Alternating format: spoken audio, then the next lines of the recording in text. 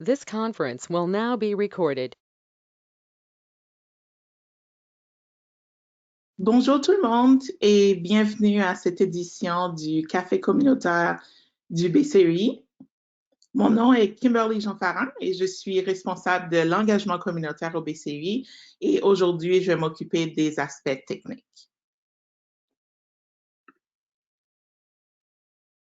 Alors, veuillez localiser votre microphone et on vous invite à garder votre micro fermé lors des présentations et vous pourrez ouvrir vos micros lorsque vous aimeriez prendre la parole. Vous pouvez également nous envoyer un message dans le chat pour nous faire savoir que vous aimeriez prendre la parole et on peut vous aider à ouvrir votre micro.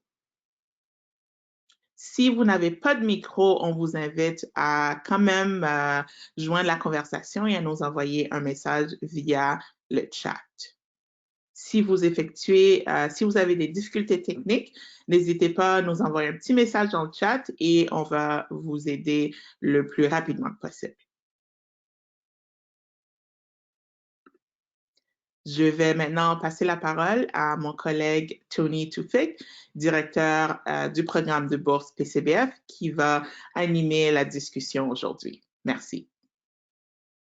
Alors, bonjour tout le monde, il me fait très plaisir de vous rejoindre. Donc cette semaine, nous vous rejoignons un peu plus tôt que d'habitude, donc pour une raison exceptionnelle et grâce à une personne exceptionnelle aussi, que je présenterai tantôt.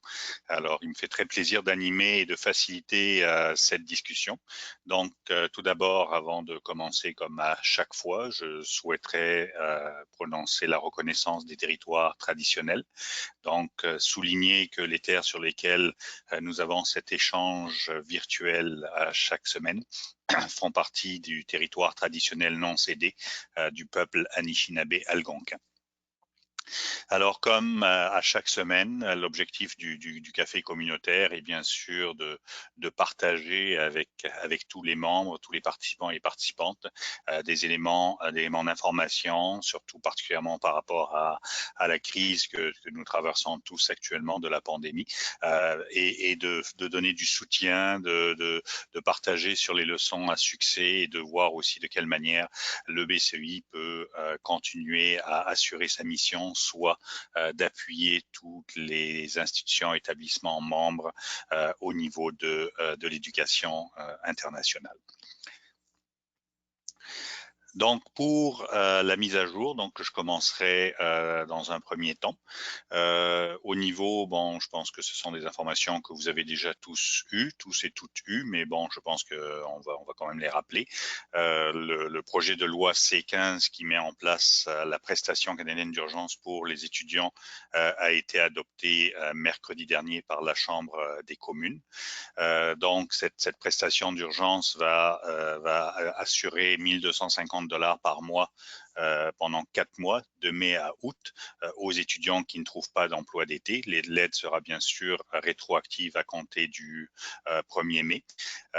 Les députés ont offert leur appui unanime pour une adoption rapide de ce projet de loi, moyennant bien sûr quelques changements.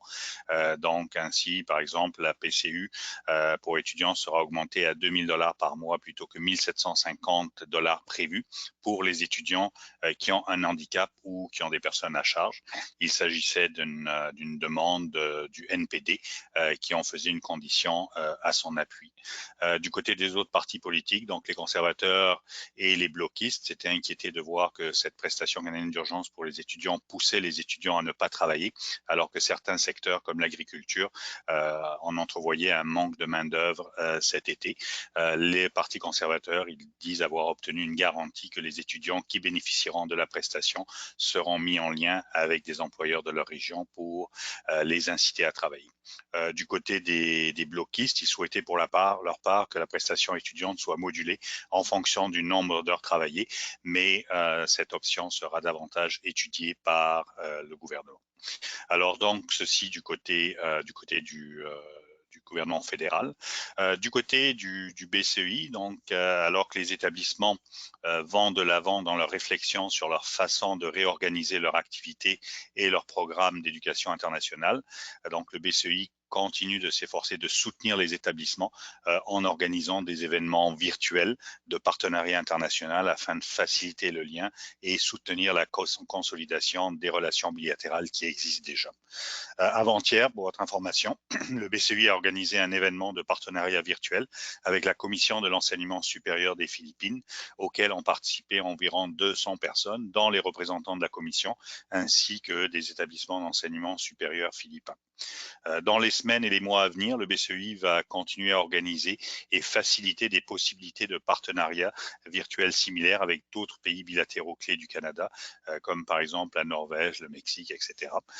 Donc, on vous invite à rester à l'écoute pour obtenir de plus amples informations, tant dans le hub du BCEI que par les biais des médias sociaux du BCEI. En plus de ces efforts, la communauté d'apprentissage professionnel en lien avec les relations internationales va accueillir bientôt la deuxième conversation communautaire sur l'impact de la COVID-19 sur les partenariats internationaux, en vue notamment de partager les innovations et les bonnes pratiques et leçons apprises dans les établissements postsecondaires canadiens. Les principales parties prenantes réfléchissent actuellement sur la meilleure façon de tirer de parti de la stratégie canadienne en matière d'éducation internationale pour soutenir les établissements canadiens et leurs activités et programmes en éducation internationale dans les mois à venir. Donc, si vous pensez que votre établissement pourrait bénéficier d'un soutien en matière d'éducation internationale dans certains domaines clés, développement de nouveaux marchés, marketing numérique, etc., nous vous invitons à nous contacter afin que nous puissions intégrer ces priorités dans le cadre de notre plaidoyer auprès du ministère concerné. Alors voilà pour la mise à jour. On peut passer à la prochaine, aux prochaines acétates. Donc, il me fait très plaisir aujourd'hui d'accueillir Madame Nguyen Thi Cuc Phuong, à qui je vais donner la parole dans les prochaines secondes. Donc, Madame Nguyen est vice-rectrice de l'Université d'Hanoï. Elle est membre de la Confrasie, donc la conférence des recteurs des universités, membres de l'Agence universitaire de la francophonie en Asie-Pacifique. Elle est aussi membre du bureau du conseil scientifique de l'Agence universitaire de la francophonie. Elle est membre aussi de la cellule d'appui du ministère de la formation du Vietnam pour le projet de valorisation du français en Asie du Sud-Est. Et elle connaît très bien le Québec et le Canada parce qu'elle est aussi diplômée de l'Université de Montréal, donc où elle a obtenu son doctorat, et de l'Université de Sherbrooke où elle a fait sa maîtrise aussi. Alors, sans plus tarder, je vais lui céder la parole. Donc, Madame Nguyen a accepté et elle est en décalage d'ailleurs aussi actuellement et très prise par toutes ces activités parce qu'elle travaille aussi sur le prochain plan stratégique de l'Université d'Hanoï 2020-2030 et donc ils sont très pris actuellement avec ce plan stratégique-là. Et nous avons, c'est ça comme nous avons informé, nous avons avancé la tenue de ce web café à cause du décalage horaire. Donc pour Madame Nguyen actuellement, il est 21h le soir. Donc je la remercie sincèrement d'être disponible à cette heure tardive pour elle, sachant que les journées commencent très tôt pour elle. Et donc elle va vous partager comment l'université d'Hanoï a fait face à la pandémie de la COVID-19. Donc Madame Nguyen, je vous cède la parole. Vous pouvez ouvrir votre micro probablement pour partir. Merci beaucoup. Oui. Merci beaucoup, Monsieur Toufik, d'abord pour votre invitation. Merci beaucoup à tous les participants qui sont là aujourd'hui avec moi et à Kimberly pour ce soutien technique. En fait, c'est la première fois que je fais un café communautaire. Je me suis dit, il n'y a pas de café, mais il y a toujours une communauté. Donc, c'est toujours un plaisir. Hein. S'il y a un café, ce sera mieux, mais peut-être après le Covid, on aura ça. Et puis, j'ai prévu aussi d'aller à Montréal pour la réunion du conseil scientifique de l'AEF. Mais là, je pense que ça doit être annulé et on attend encore le report de cette réunion importante. Donc, je vais d'abord commencer à vous présenter l'Université de Hanoï où je travaille depuis ma sortie de l'université. J'ai été diplômée de là aussi, hein. C'est une université publique de 60 ans Et l'année dernière, nous avons organisé notre 60e anniversaire. C'était une grande fête. Hein.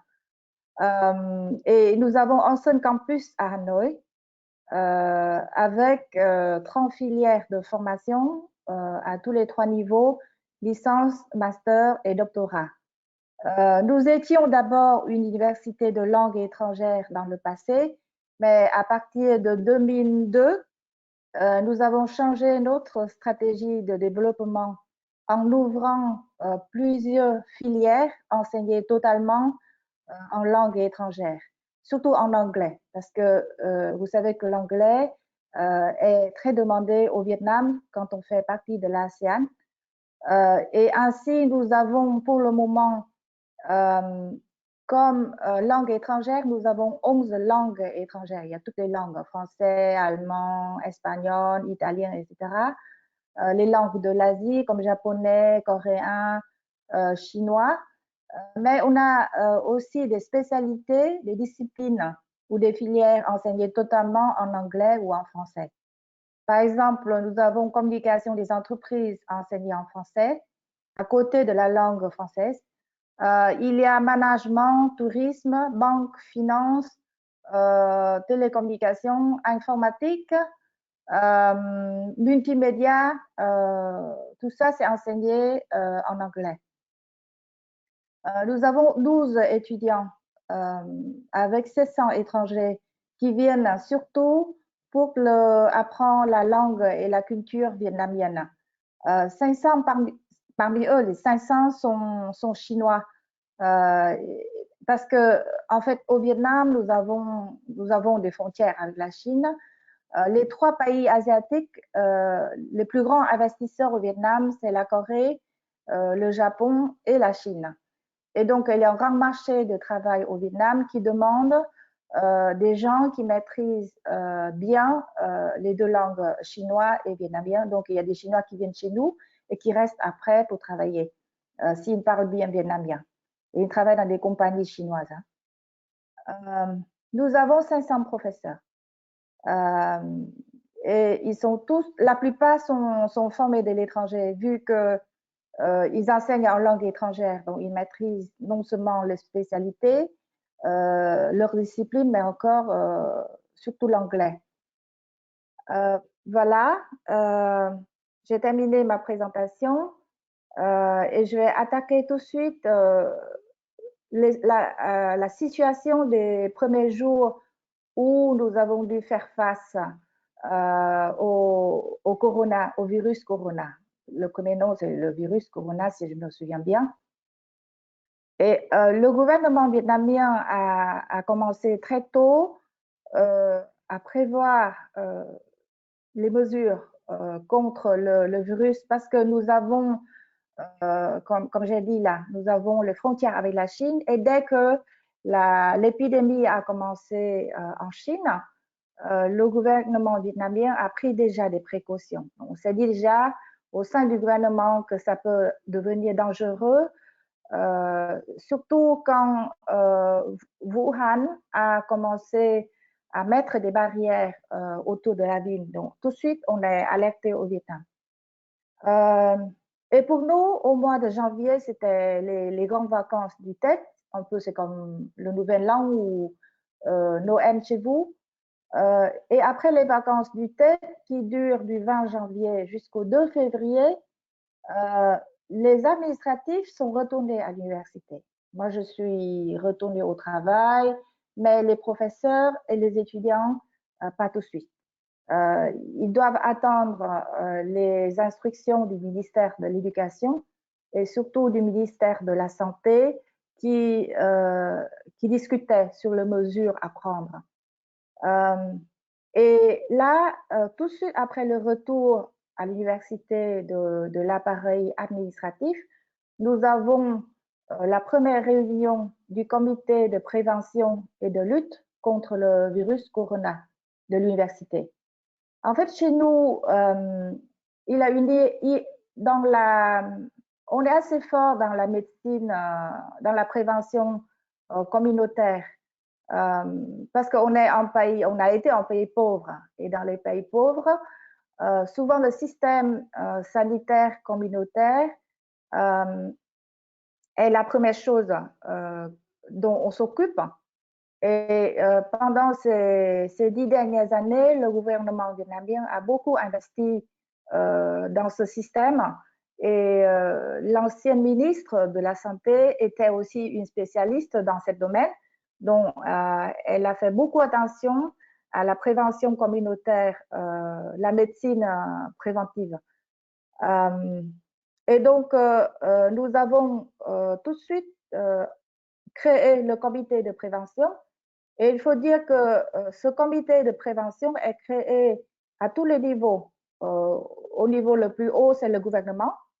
En bas, il y a le même comité. Le nom, c'est le même. Un comité au niveau de province ou des villes. En bas encore, au niveau des districts et des arrondissements, au niveau des quartiers et au niveau des organisations. L'Université de Hanoï est une organisation, donc bien sûr, quand on déclenche les informations ou l'alerte sur une épidémie, tout de suite, ce comité est créé au sein de différentes organisations. Mais le comité est là, mais on attend encore passivement des instructions ministérielles et municipales. Il y a encore la municipalité qui gère les activités de la ville de Hanoï. Et donc, nous attendons à la fois les ordres, les conseils du ministère, parce qu'on a l'université, donc l'université relève du ministère de l'Éducation et de la Formation. Mais on attend aussi les conseils et les instructions de la ville de Hanoï. Parce que la ville peut, par exemple, bloquer tous les transports et fermer toutes les écoles, etc. Et donc, on attend passivement pendant 4 semaines. Et je dois vous avouer que c'était pas facile, hein, parce que il y avait à la fois cette envie d'ouvrir l'université, parce qu'on n'a jamais attendu aussi longtemps. Mais il y avait aussi une pression de la part des parents des étudiants et des étudiants qui ne voulaient pas retourner à l'université parce qu'ils avaient peur de l'épidémie qui n'était pas encore très, très répandue au Vietnam. Il n'y avait qu'une vingtaine, une trentaine de contaminés, mais déjà, les gens ne voulaient pas aller dans des lieux publics, surtout pas à l'école. Et la réaction était très forte au niveau des écoles primaires et des maternelles, parce que les parents avaient peur pour les petits-enfants. Et au niveau de la médecine prévention, le ministère de la Santé et le gouvernement a distingué les catégories de contaminés. On appelle ça les F0, c'est-à-dire le contaminé ou la contaminée. Et ceux qui ont contact avec F1, on appelle F0, on appelle F1. Donc, F0, bien sûr, ils vont à l'hôpital tout de suite. Les F1 sont mis en quarantaine à la maison. Et il y a la surveillance du quartier. Ceux qui ont contact avec F1, on les appelle F2. Les F2 aussi sont suivis. Ils sont conseillés d'être à la maison. Et les F3 qui sont proches des F2. Et dès que F1 devient F0, vous imaginez, tout le monde relève le niveau. F2 devient F1, F3 devient F2, et on applique strictement les mesures de mise en quarantaine ou aller à l'hôpital, etc. Et tout ça est très bien contrôlé. On n'avait pas à ce moment-là un système électronique très, très avancé, mais je pense que l'organisation des quartiers, des districts et des arrondissements au Vietnam est un bon système. Bien sûr, on doit se baser aussi sur la conscience des gens. Par exemple, je suis passée à l'hôpital Bạch Mai, c'est un hôpital à Hanoï, juste 15 minutes pour acheter des médicaments. Et quand on a annoncé dans les journaux, hein, il y a tous les jours des informations, si vous avez passé par l'hôpital de Bạch Mai, il faut déclarer. Et donc, j'ai fait une déclaration que là, j'ai passé par 15 minutes. En fait, c'est un noyau de contamination. Et là, j'ai dû rester à la maison pendant 14 jours, mise en quarantaine chez moi, et j'écarte les autres. Je fais toutes les mesures de prévention possibles pour moi-même. Et nous avons dû faire la même chose pour nos étudiants étrangers. Donc, la première période, si je me souviens bien, ça vient de Chine. Il y avait des étudiants qui rentraient de Chine. Là, ils pouvaient encore passer par les frontières, mais ils ont dû être mis en quarantaine pour 14 jours. Après les Chinois, c'était le Japon, les Coréens, mais à la fin, il y avait ceux qui rentrent de France, d'Italie, d'Espagne, partout. Et donc, on a tout de suite fait une mise en quarantaine collective des 30, environ 40 000, 50 000 personnes rentrant de l'étranger. Et c'était dans des camps militaires, dans les hôtels, on mobilisait tout, même dans les résidences universitaires qui étaient vides à cette époque-là. On avait mobilisé tous les locaux pour mettre en quarantaine tous ces gens-là. On peut passer à cette étape suivante, s'il vous plaît. Et je me souviens encore quand je n'étais pas encore mise en quarantaine, nous avions un étudiant chinois qui rentrait de Chine, mais qui ne voulait pas aller à l'hôpital pour faire un test, parce qu'il devait y aller. C'était minuit. J'ai reçu un coup de fil à minuit et on m'a dit que tel ou tel étudiant ne voulait pas y aller. Donc, j'ai appelé le service des relations internationales pour parler avec lui en chinois. Il a bu un peu de bière, il n'était pas vraiment, je dirais, il ne voulait pas, quoi. Et donc, devant sa porte, vous ne pouvez pas imaginer, il y avait 4 forces différentes. Il y a le médecin de l'arrondissement, le médecin en chef, le responsable de la médecine préventive. Il y a le médecin du quartier, à un niveau un peu plus bas. Il y a le chef du quartier, un peu comme le maire du quartier. Et il y a aussi le policier en chef. Tous les 4 devant sa porte pour le convaincre à aller à l'hôpital. Mais là, il n'a pas accepté, mais il a fallu attendre 1 heure pour qu'il se réveille un peu. Il y avait un peu moins de bière dans son sang. Et après, il a accepté d'y aller, quoi. Donc, ce qui voulait dire que cette pandémie ou cette épidémie a été prise en conscience à plusieurs niveaux et on fait de sorte que les gens restent à la maison. Et on reste à la maison pour les 4 semaines. Mais à la première semaine de mars 2020, on s'est dit on ne pouvait pas continuer, que attendre comme ça passivement, ça ne va pas. Donc, nous avons décidé de faire des cours en ligne. D'abord, c'était à l'initiative de quelques professeurs avancés dans les techniques. Et heureusement, le ministère a reçu des lettres de plaidoyer de l'association des universités selon laquelle on a dit il faut commencer les cours en ligne, sinon c'est trop tard. Surtout pour les étudiants de 4e année qui doivent sortir à l'université à temps pour aller travailler.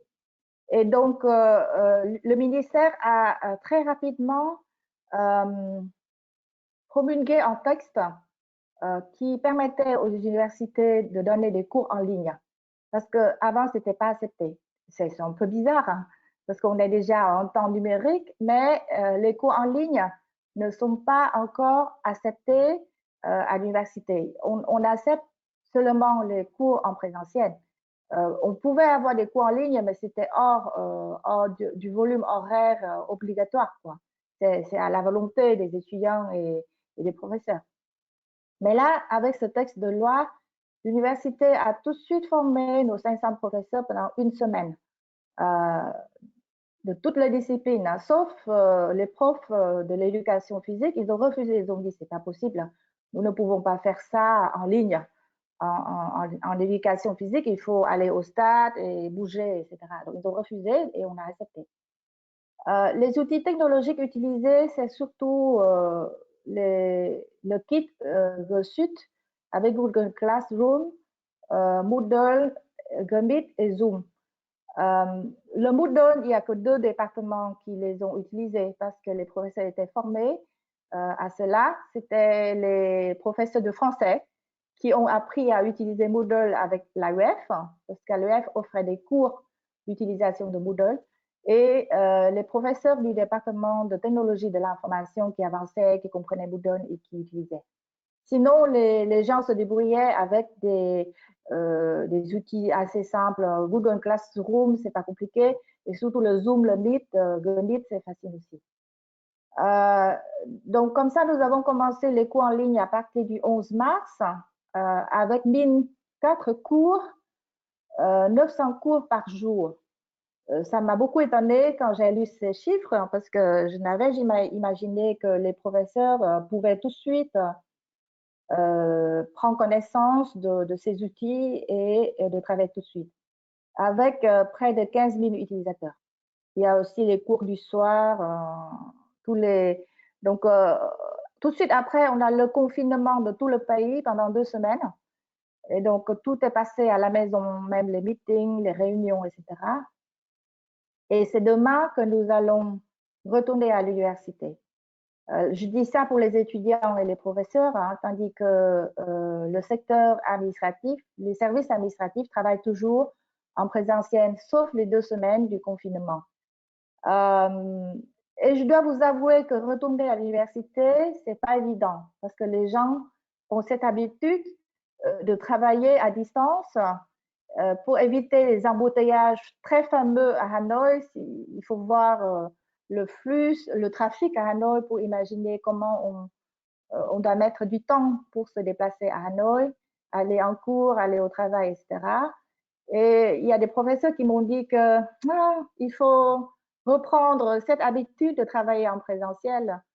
C'est pas évident, etc. Mais là, l'université a décidé, puisqu'il y a encore une certaine distanciation sociale. Par exemple, à l'université, les gens doivent garder la distance de 1 mètre entre étudiants et étudiants professeurs. Donc, on essaie de réduire les cours en présentiel. Les cours de 100 personnes, par exemple, on le fait toujours à distance, tandis que les petites classes peuvent là travailler dans des grandes salles pour garder cette distance de 1 mètre. Et puis, il y a certains cours qui vont terminer bientôt, il ne reste que 2 séances, par exemple. Là, ils vont terminer en ligne. Qu'est-ce que... C'est ça, il y a le retour.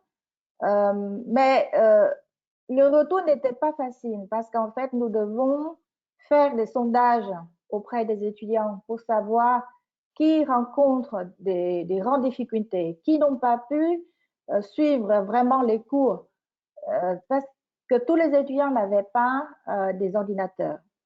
Plusieurs travaillaient sur des téléphones portables.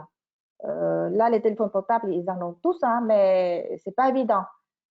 Il y a même des étudiants qui vivaient dans des régions montagneuses qui doivent écouter les cours en téléphone mobile, mais pour faire les devoirs, ils doivent aller chez des amis ou dans des magasins d'Internet pour taper les textes, quoi. Et pour envoyer ça par Internet, c'est pas évident pour eux, hein. Donc, on a dû distinguer les catégories d'étudiants, ceux qui sont contents avec l'enseignement en ligne, ceux qui ne sont pas contents et qui veulent rattraper. Et donc, on organise des cours pendant les 4 dernières semaines avant les examens pour qu'ils puissent rattraper. Et les examens sont prévus pour fin mai, pour tout le monde. Parce que certains professeurs ont été flexibles. Ils ont, par exemple, changé le mode de contrôle, par exemple, en contrôle écrit, en contrôle oral. Et donc là, ça va pour cela, mais pour ceux qui veulent absolument faire des contrôles écrits, ils attendent le retour à l'université pour le faire. Nous avons aussi des problèmes avec les campagnes d'information pour le recrutement des étudiants de la première année, des nouveaux étudiants là. Parce qu'en général, à partir du mois de février, c'est-à-dire après le TED, les universités commençaient leur campagne de recrutement.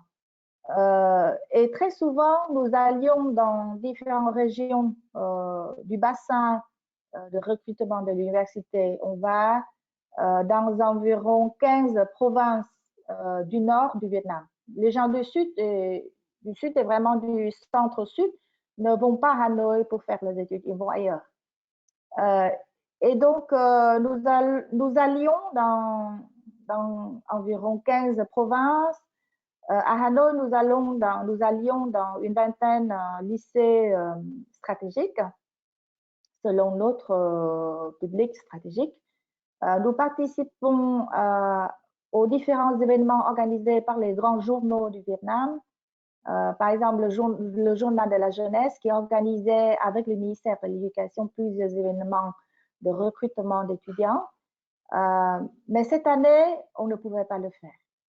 Et il faut le faire vite parce que l'examen du baccalauréat est retardé, mais au plus tard, le 1er août. En août, au début août, ce sera le baccalauréat. Il y a beaucoup de changements, il y a beaucoup de débats et de querelles sur ce baccalauréat durant le Covid, parce que le ministère a essayé d'appliquer beaucoup de changements pour ce baccalauréat, mais il n'a pas réussi. Si on en a le temps, je vais en parler. Et ce que nous devons faire, c'est que toutes les activités, toutes les campagnes d'information doivent être transférées en séance de live stream. Et ce qui m'a beaucoup étonné, c'est qu'on avait plus de jeunes qui regardent ces séances par rapport à en temps normal. Avant, il y avait peut-être les jeunes avaient déjà cette habitude d'être confinés à la maison, travailler en ligne, donc ils allaient plus souvent en ligne. Et on avait un public qui devait doubler, je pense, de ceux qui regardent les séances de live stream, de regarder les vidéos, poser des questions, faire des commentaires, etc. Et c'était une bonne nouvelle, quoi. Nous avons aussi pensé déjà au recrutement des étudiants étrangers avec on garde les contacts avec nos partenaires chinois, parce que les plus nombreux, ce sont les Chinois. Et comme je vous ai dit tout à l'heure, nous avons 500 étudiants chinois qui étudiaient toujours en ligne, mais pas avec Google, parce que Google et Facebook sont interdits en Chine. Donc, nos professeurs ont dû travailler avec un logiciel chinois qui s'appelle QQ. C'est un peu le Facebook chinois, ça. Et donc, nous gardons toujours contact avec ces étudiants, ces partenaires chinois, et on se dit que là, on va toujours recevoir les étudiants, sélectionner les dossiers. Et si le Covid dure encore très longtemps, on va donner des cours en ligne. Mais le cas n'est pas si pire. Parce qu'en fait, comme vous voyez, nous sommes retournés à l'université déjà. Et avec ce Covid, il y a de bonnes nouvelles aussi, c'est que le ministère de l'Éducation et de la Formation va changer sa politique. Et pour le moment, selon le projet de changement, 20% des cours à l'université pourront être mis en ligne. Et je pense que c'est une bonne nouvelle pour les partenaires étrangers. Parce que ça fait longtemps que les universités francophones, français, belges ou canadiens qui viennent vers nous et demandent est-ce qu'on peut faire des cours en ligne, organiser des formations conjointes, mais pour réduire le coût, parce qu'en fait, les frais de scolarité canadiens sont assez élevés par rapport aux frais de scolarité français, on pourrait réduire les coûts en donnant des cours en ligne. Mais là, on a dû toujours répondre que non, c'était pas possible, c'était pas permis par le ministère. Mais maintenant, c'est déjà, vous voyez, déjà une porte ouverte. Voilà. Est-ce que j'ai une autre acétate? Kimberly, s'il te plaît. Ah, voilà.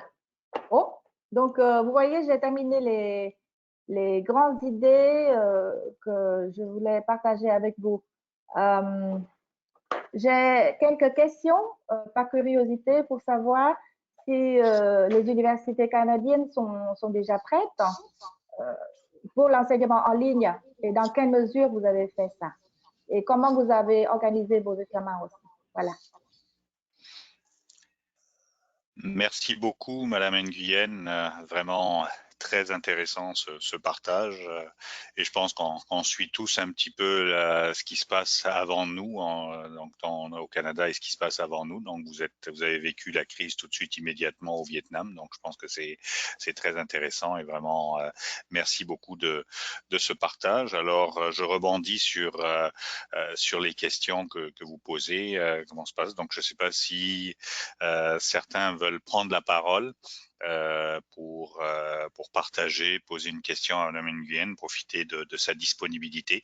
Ou si d'autres veulent lui parler en tant qu'ancienne alma mater, je parle de l'Université de Montréal, l'Université de Sherbrooke, ou quoi. En tout cas, nous vous lançons le micro maintenant à tous et toutes virtuellement, bien sûr, pour poser les questions que vous souhaitez à Madame Nguyen.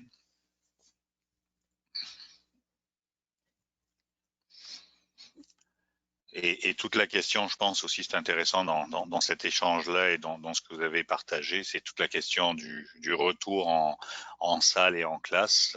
Et donc, je note notamment la question, l'élément que vous avez partagé où la distanciation physique est de 1 mètre. Donc, c'est intéressant. Nous, ici encore, au Canada, on est encore sur le 2 mètres de distanciation. Les écoles reprennent, ont repris cette semaine, donc au Québec notamment, et avec une distanciation de 2 mètres.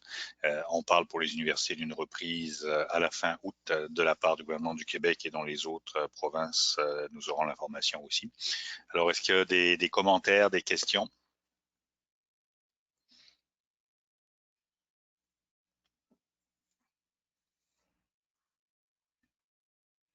Je me permets de faire un commentaire avant de recevoir les questions. Nous avons prévu aussi une distance de 2 mètres, mais ce n'était pas possible pour les écoles vietnamiennes. Parce qu'on avait, en fait, vous ne pouvez pas imaginer le nombre d'étudiants et d'élèves dans une classe. Parfois, c'est à 60. Hein. Dans 50 mètres carrés, il y a 60 élèves. À Hanoï, c'est comme ça. Dans les provinces, il y en avait un peu moins. Ils peuvent avoir 30 ou 40 élèves dans une classe. Et les écoles ont dit 2 mètres, il faut diviser une classe en 3. Et un prof de maths va faire 3 fois la même chose, la même leçon pour la même classe.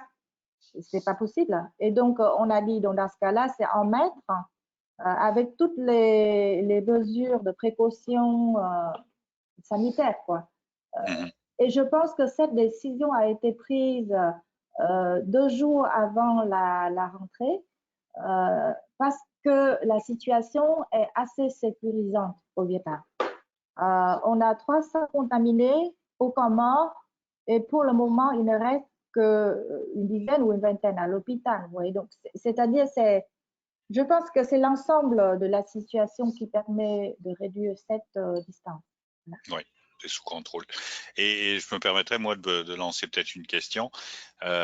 Quand vous mettiez les étudiants internationaux ou régionaux qui venaient en confinement, de manière pratico-pratique, est-ce qu'ils avaient le droit quand même de sortir pour aller se restaurer ou faire des achats, ou il y avait un système qui était mis en place pour gérer ça, ils ne devaient pas quitter leur chambre? Comment ça se passait concrètement?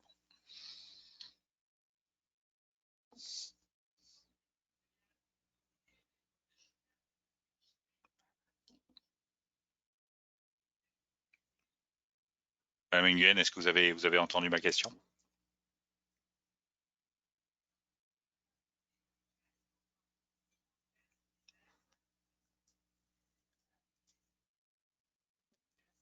que Madame Nguyen, vous avez entendu ma question. Je vous demandais comment ça se passait concrètement pour lorsque les étudiants étaient mis en quarantaine pour, par exemple, se restaurer ou autre. Est-ce qu'ils avaient le droit de sortir ou pas? Ah, ok. Le réseau était un peu lent, donc Ok, oui, d'accord. j'ai entendu. Ok. C'est-à-dire, nous avons profité de tout ce temps de confinement et d'absence d'étudiants pour restaurer tous les bâtiments. Et nous avons dû aussi séparer les étudiants. Ils étaient déjà dans des bâtiments différents, hein, mais nous avons dû prévoir aussi des mesures de précaution. Par exemple, demander à tous les étudiants de porter des masques en sortant des bâtiments de l'internat. Et nous avons aussi les rassemblés dans un couloir. Parce que là, avant, ils étaient un peu éparpillés. Il y a ceux qui ne rentraient pas encore à l'école, ceux qui restaient chez eux, ceux qui étaient là, mais c'était dans des étages différents. Nos différents bâtiments d'internat peuvent contenir 200 étudiants, mais pendant le Covid, il n'y avait que 200. Et ils étaient dans tous les bâtiments. Hein. Donc, vous imaginez que nous, on a dû leur proposer de déménager, d'aller dans des salles de meilleures conditions, mais qu'ils étaient dans des couloirs séparés et dans deux bâtiments pour que nous puissions mieux contrôler les sorties, contrôler les séances, ou je ne sais pas comment on appelle là, mais il faut mettre des matières là, vaporiser, Oui. voilà, vaporiser, stérile là, voilà. Parfait. Et pour manger, donc, est-ce que c'était organisé par l'université ou ils devaient se débrouiller tout seuls? Non, ils se débrouillaient parce qu'en fait, la cantine de l'université était fermée. C'était pas une cantine où travaillaient les gens de l'université. On a loué cet espace à un traiteur et lui, il ne pouvait pas faire travailler ces gens pendant le Covid. Tous ces cuisiniers habitaient dans des campagnes et ils ne voulaient pas aller à Hanoï pour travailler. Et donc, les étudiants avaient aussi cette habitude de cuisiner, hein, parce qu'il y a des cuisines dans chaque étage, des résidences universitaires. Et pour les étudiants qui étaient mis en quarantaine, c'était nous qui les servaient. Ils commandent des plats. La commande à distance est très fréquente chez les jeunes. Ils commandent et nous cherchons les plats et apporter à la porte de leur chambre pour eux. Voilà. Mais eux, ils ne sortaient pas. Ok, eux ne sortaient pas. C'était ça ma question. Ceux qui étaient confinés, enfin mis en quarantaine pendant 14 jours, donc ne devaient pas sortir de leur chambre. Et donc c'est ça, ils commandaient les repas et c'était livré à leur porte. Est-ce qu'il y a eu des allègements ou des supports financiers qui ont été mis en place? Parce que probablement que certains cuisiniers se retrouvent à acheter de la nourriture, ça peut être plus cher. Est-ce qu'il y a eu des choses de ce genre-là qui ont été mises en place? Oui, nous avons un plan d'aide aux étudiants. D'abord, il y a 200 étudiants, on appelle ça en difficulté. Soit ils perdent le père ou le mère, soit le parent était handicapé ou n'avait pas de travail. Et l'université a toujours cette liste au début de l'année. Et cette liste est dressée par l'État. Hein. Et dès qu'on les reçoit à l'université, on sait déjà qui est en difficulté. Et pour ces 250 étudiants, nous avons déjà un plan d'aide pour qu'ils puissent avoir suffisamment pour manger pendant ces 2-3 mois.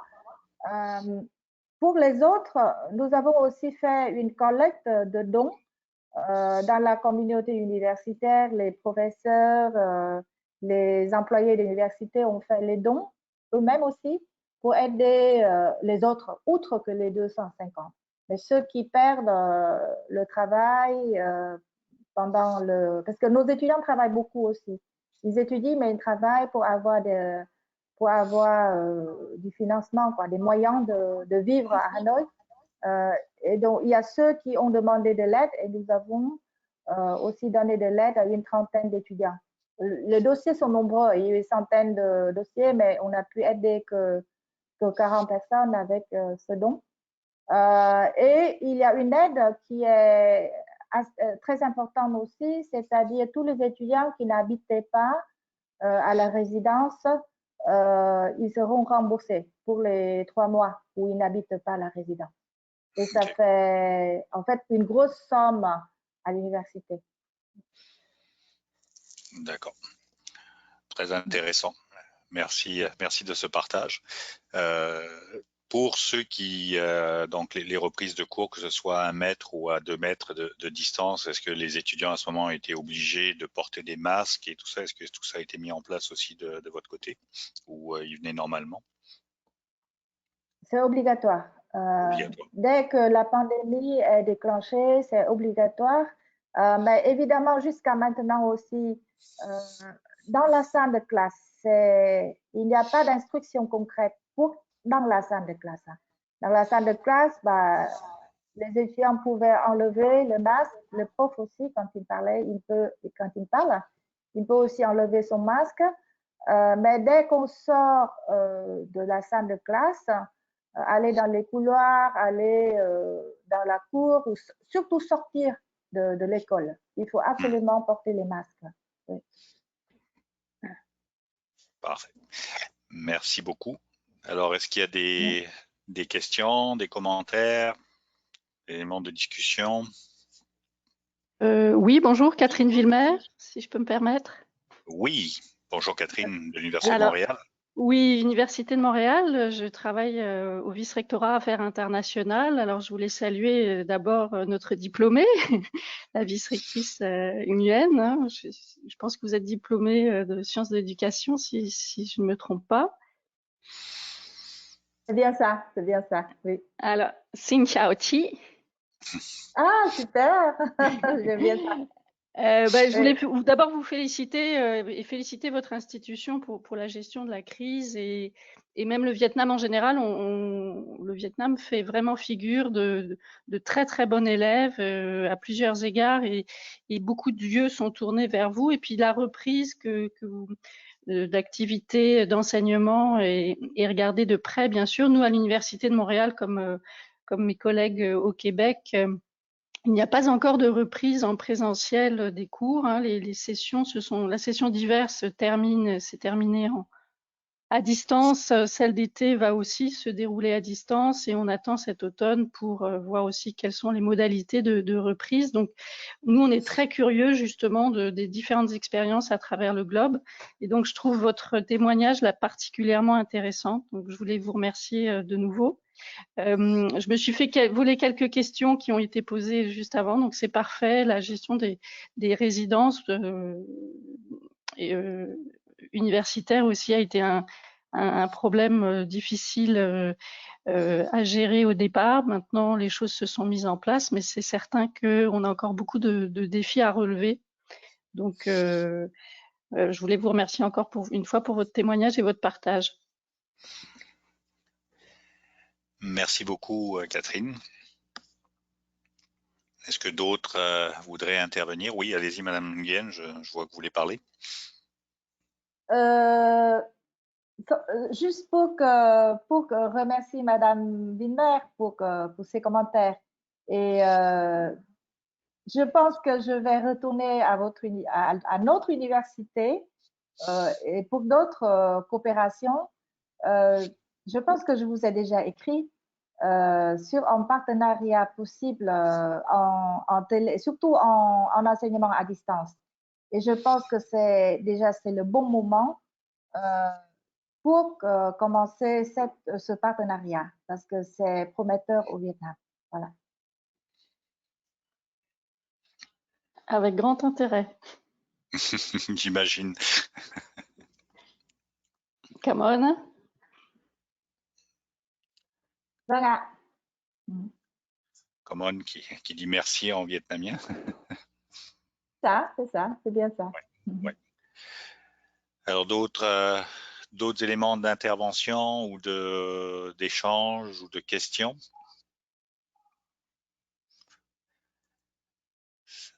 Je profite de l'occasion pour savoir comment l'enseignement en ligne est organisé au Canada ou au Québec en particulier.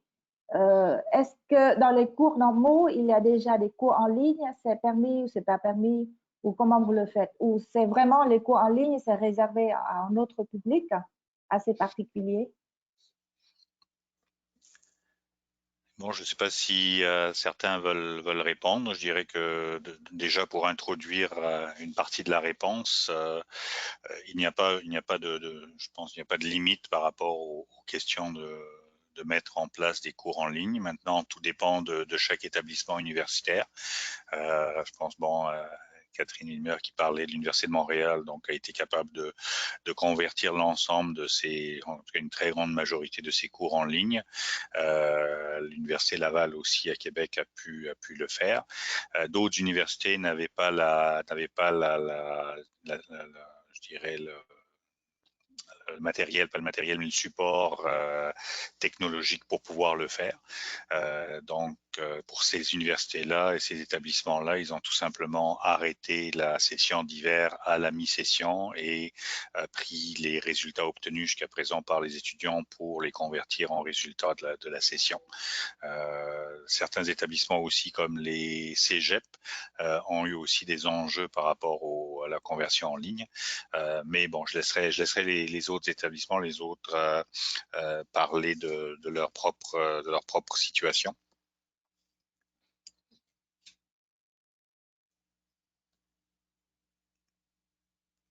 En effet, les universités vietnamiennes font face aussi à une autre demande des étudiants. Il y a des étudiants qui demandent une réduction des frais de scolarité. Et là, ça cause un problème pour les universités comme les nôtres, parce que nous sommes une université publique, mais autonome. Quand on dit autonome au Vietnam, ça veut dire que l'État n'investit plus, ne paie plus les salaires des professeurs. Il n'investit presque plus dans les locaux. Donc, ils investissent encore dans la recherche scientifique, mais il faut déposer les dossiers et passer par la concurrence, etc. Et nous vivons surtout, les universités vietnamiennes autonomes comme la nôtre, vivent surtout avec les frais de scolarité. C'est pour payer les profs, le personnel, mais aussi pour réinvestir dans les équipements, dans les locaux, dans tout. On fonctionne en fait comme une entreprise. Et si les étudiants demandent une réduction, ça a un impact important sur les recettes des universités. Et là, j'ai dû vous dire que nous avons dû faire pas mal d'activités j'appelle ça de communication pour expliquer la situation financière de l'université, ce qui se passe, etc. Mais ce que nous comptons beaucoup, c'est sur le travail de qualité des professeurs. C'est-à-dire, s'il y a quelque chose qui m'émue le plus dans toute cette affaire de Covid, c'est le travail dévoué de nos professeurs. Il y a ceux qui passent plus d'heures en ligne en contact avec des étudiants que les cours en présentiel. Et nous avons réalisé 3 sondages à 3 moments donnés pour connaître l'avis des étudiants. 90% sont contents des cours en ligne. Les autres, c'est plutôt, il y a trop de devoirs parce que les profs ont l'impression que les étudiants sont à la maison, ils doivent faire plus de devoirs et donc ils ont 5-6 professeurs et les 5-6 là augmentent le nombre de devoirs. Donc, ils se plaignent de cette quantité de devoirs trop importants. Sinon, ils sont contents de la qualité de l'enseignement.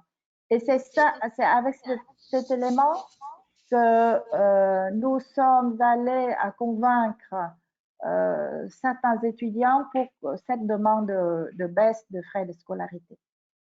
Parce que c'est pas évident, hein, c'est pas évident. Non, c'est pas évident en effet. Puis c'est une grosse crise que l'éducation internationale et l'éducation en général traversent actuellement avec toute la question du financement, qui déjà avant la crise était problématique. Alors en plus avec la crise, mais déjà je pense, si je me trompe pas, que dans les établissements universitaires ici, le coût d'un cours à distance est inférieur à un coût en salle. Donc c'est, je pense, je ne sais pas si peut-être Madame Anastasia Codé du BCI voulait peut-être ajouter quelque chose sur la question des cours à distance, ayant une vue d'ensemble peut-être plus importante au niveau du BCI. Oui, bonjour, merci pour toutes ces informations-là. Malheureusement, j'ai pas plus d'informations que vous. Effectivement, les universités ont essayé du mieux possible de migrer la majorité de leurs cours en ligne. Ça fait un peu partie de la réalité que plusieurs établissements n'ont pas réussi à tout transférer. Ils travaillent, c'est sûr, sur ça, mais le gros enjeu, c'est vraiment la session d'automne, à savoir comment on va gérer ça. Est-ce qu'on va offrir plus de cours en ligne ou des cours en présentiel comme c'était le cas avant la crise, mais malheureusement, j'ai pas plus d'informations. Les établissements se penchent vraiment sur la question actuellement. Puis, on est un peu dans l'incertitude encore, puis on attend aussi de voir quelles sont les décisions du gouvernement aussi à l'effet, donc, comment le déconfinement va arriver, puis aussi l'accueil des étudiants internationaux qui a quand même un grand enjeu sur cette problématique-là. C'est sûr que quand on pense aux étudiants internationaux qui peuvent toujours commencer leur cours à l'étranger, on veut mettre en place justement les mesures pour leur permettre de commencer leur étude ici ou les continuer. Mais est-ce qu'on va pouvoir les accepter? Tout est un peu très dépendant, mais on essaie encore de voir comment on va gérer le tout. Parfait. Merci beaucoup, Anastasia. Oui. J'ajoute une information à propos des tests de langue ou des tests, je dis ça comment?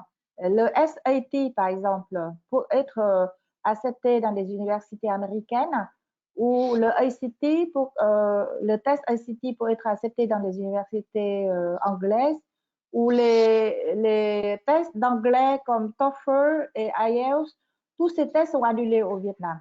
Donc, ça causait une grande inquiétude de jeunes qui veulent partir à l'étranger. Bon, évidemment, ils savent que le COVID est partout dans le monde pour le moment, mais ils souhaitent quand même passer ces examens importants pour pouvoir envoyer les dossiers vers le Canada, les États-Unis, l'Angleterre, etc. Vous voyez?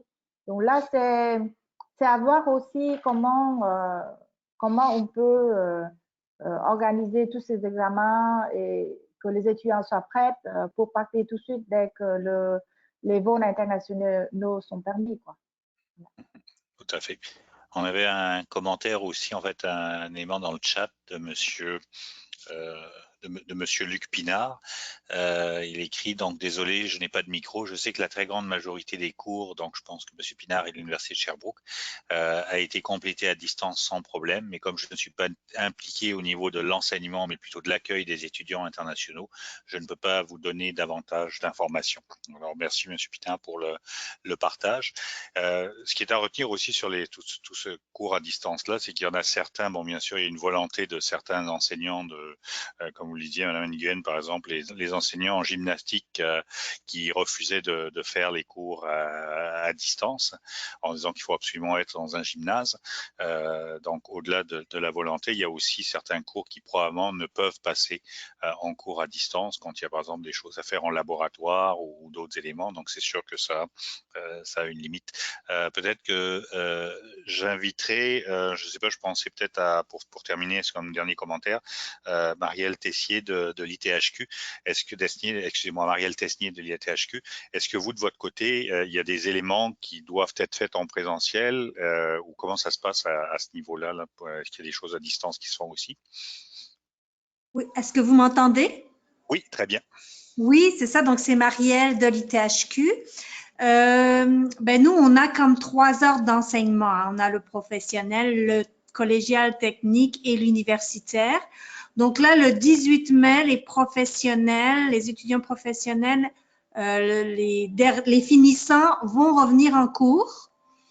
Donc, pour venir chercher les compétences. Okay? Donc là, c'est différent. Là, ce sont des programmes de niveau secondaire professionnel. Donc, c'est vraiment très spécifique.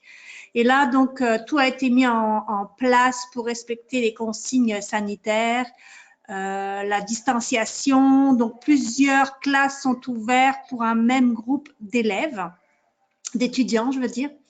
Donc, ça, c'est vraiment spécifique. Sinon, les cours qui devraient être normalement donnés en situation d'emploi, c'est-à-dire qu'on a des programmes dont les cours doivent être faits pendant les stages, ok, c'est un programme de niveau universitaire. Hein. Donc, pour ces cours-là, il y a eu les professeurs ont travaillé très fort sur des études de cas qui remplacent les situations d'emploi. Donc, et les cours théoriques, les autres cours théoriques sont donnés à distance. Donc, c'est comme le disait Madame, c'est avec l'application. Nous, on utilise l'application Moodle ITHQ. Donc, c'est beaucoup avec cette application-là qu'on peut faire des classes virtuelles pour continuer à donner les cours théoriques en ligne. Voici ce que j'ai trouvé. Donc, voilà, c'est un peu donc un résumé, grosso modo, de tout ce qui a été entrepris. Il y a beaucoup à faire encore pour, au niveau de la rentrée, parce que beaucoup d'autres cours devront être adaptés pour être donnés en ligne. Donc, c'est un gros travail qui doit être fait par les professeurs. Donc, c'est comme un peu tout le monde, c'est un in progress. Hein. On s'adapte avec les moyens. L'image de on a sauté en parachute et on construit le parachute au fur et à mesure de la chute. Voilà, c'est ça, on s'adapte. Merci beaucoup Marielle. Pour information, Madame Nguyen, l'ITHQ, c'est l'Institut de tourisme et d'hôtellerie de Québec. D'accord, oui. C'est pour ça que je trouvais intéressant de partager, parce que c'est sûr qu'il peut y avoir des éléments plus techniques ou du moins qui ont besoin de présence pour les cours et pas uniquement à distance. C'est vrai, oui. Merci beaucoup. Alors, je pense, je viens de regarder l'heure, il est déjà 11h05 et on a probablement tout un chacun d'autres activités prévues pour le reste de la journée. Et puis, Madame Nguyen, vous allez probablement aller vous coucher pour être prêt pour la journée de demain avec le début qui reprend. Donc, je repasse la parole à Kimberly pour les dernières informations avant la clôture et je vous remercie tous et toutes. Attendez, monsieur, Madame Nastasia a une question là. Oui, je suis désolée, je veux pas non plus prolonger la rencontre, mais j'avais seulement une question puisqu'on n'en a pas discuté. Est-ce que vous avez pris, Madame Nguyen, des décisions par rapport à la mobilité dans votre établissement? Donc, je pense pas que vous avez parlé de ce sujet-là. Est-ce que vous permettez donc l'accueil des étudiants internationaux? Vous en avez parlé, mais est-ce que vos étudiants peuvent partir à l'étranger pour faire une session ou deux? Est-ce que vous avez... Oui, nous avons chaque année.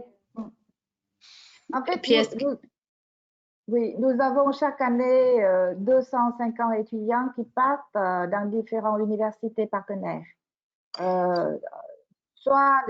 Oui. Mais pour le moment, est-ce que la situation... OK, c'est ça. La situation a quand même mis un frein à ce genre d'activité. Nous devons arrêter tout ça pour le moment parce que nos étudiants vont surtout en Europe, vous voyez, ou au Japon, ou en Corée.